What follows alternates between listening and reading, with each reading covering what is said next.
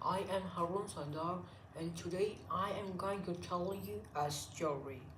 And let's start up with our story. One beautiful spring morning, a merchant loaded his junkie with bag of salt to go to market in order to sell them.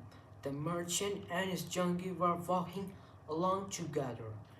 They had not walked far when they reached a river on the road.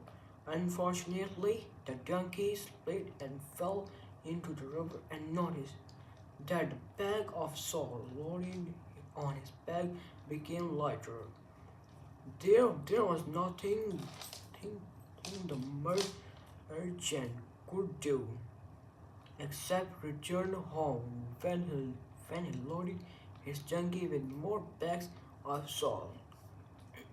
As they reached the slippery river bank, now deliberately, the donkey fell into the river and wasted all the bag of salt on his on his back again. The merchant quickly discovered the donkey's trick.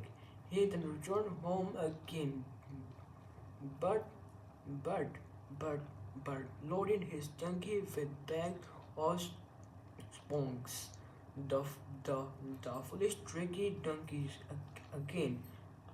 One beautiful spring morning, a merchant loaded his donkey with bags of salt to go to market in order to sell them. The merchant and his donkey were walking along together. They had not walked far when they reached a river on the road. Unfortunately, the donkey split and fell into the river and noticed that the bag of salt loaded on his back became lighter. There was nothing the merchant could do except return home, where he loaded his donkey with more bags of salt. As reached the slippery river bank, now